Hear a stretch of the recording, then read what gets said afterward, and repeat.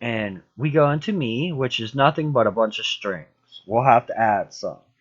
Let's put let's put something in it first. That way we have one single string, and we put 1 because that's what we got. Now, because we got 1 in there, if we hit 9 in here, it will give us 9 single ones. Okay. So, and this is the very important part. Okay, because you're going to want this collection of objects.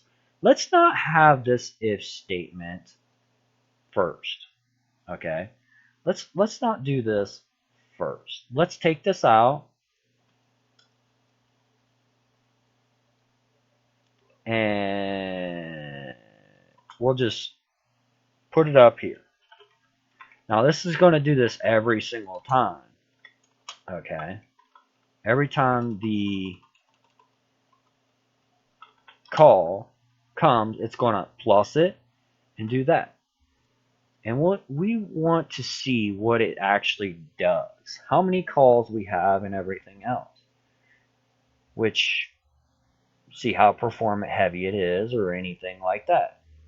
So we look at our loading.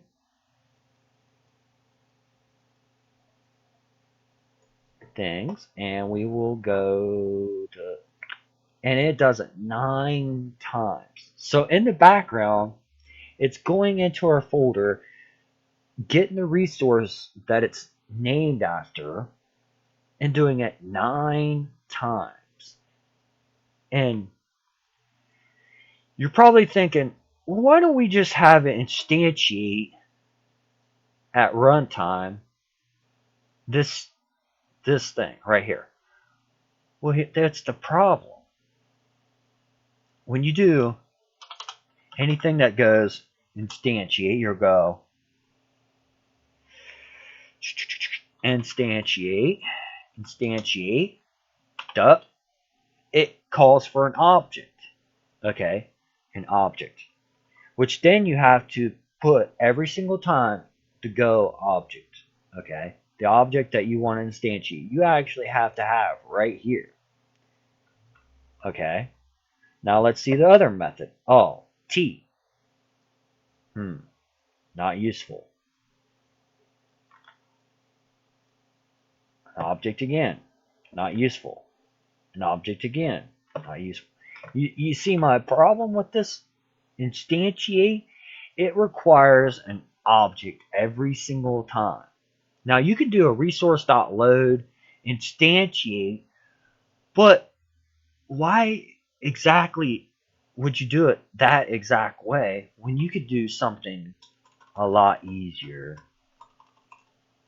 by doing this? Because we're going to need a name, right? Okay, so here's the name. We'll take this, trim this up some, put it in here. Now it's go object. The go does not equal me. Okay, let's see what the count actually is this time. It was 9 last time. Now let's see what it is. And this will optimize a lot of your loading and things. It could shortcut a lot of things. And this is very important. Unassigned reference variable. Huh? What? Cube? Unassigned. Really? Go equals. And really? Oh, because it can't be null. Okay, well that's simple enough to do. Or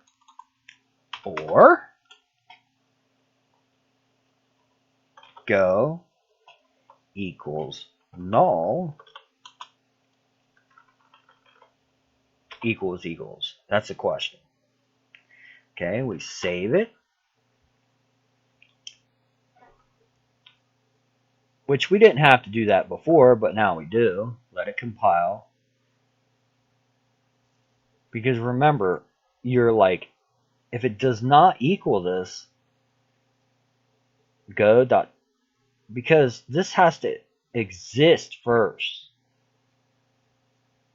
for this to even be able to evaluate, which by default go is null. It's null. We shouldn't even have to have anything here anyway, because we're wanting to runtime instantiate something. Okay, so let's see what this does in the game world now. Okay, go, and this is the resource count. Really?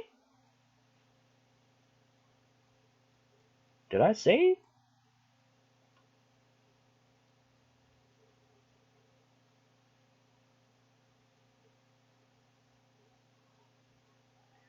That's an OR. That should work just fine. Did I save? Save all? Save? Really? You serious? Name hits does not exist. Huh? Name hits. Weapon test. Oh. Dear. Yes, it doesn't exist because I was using an example. What the heck? I've had this working. Yeah.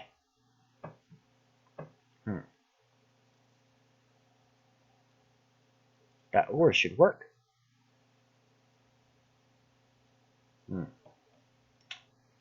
Okay. Time to pause. Fine. Hey guys, I'm back. Now, I don't understand why it didn't do what I wanted to in the first place. I think Unity just wanted to act dumb or something. I don't know. But I just rewrote it a little bit to include this does not equal null and transform go.transform.name, because go is our game object, and you can get the name of that game object and compare it to the string that's in here. But if it equals null, this is that like OR symbol. It's right below your back button. You know how you do your slashes. Let's go to end right here. And you can make them like this. Well, it's the same key. It's the one that's above it. It's just the shift. Okay, or if you got some strange keyboard, it's just a line that goes up. Okay, because we evaluate. It's kind of like a question. If it's not null and this, so this is all one statement right here to get to this part. Or if it's null, we resource.load it. Now we've got this count right here. Now let's see what it will do. How many counts it will do, because not that one, this one. We've got 9 different objects in here. So last time it did 9. Let's see how many times it loads actually an object.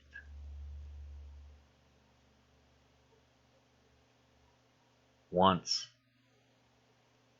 So it knows what object it needs and does it one time.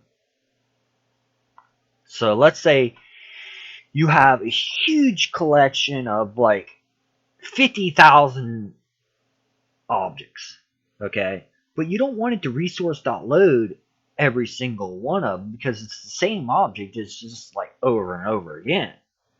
So you could probably minimize that, depending on the variances, down to a minimal of loading time. So then after you do this, you can go instantiate at the position that you want, because you just cast it. This is your regular game object. So that's a way that you can do resource loading with the game object and have it where it's not so loady on the background, okay? Because you don't actually need to know it every single time. But I hope this helps you in instantiation, and thanks for your time. Bye-bye.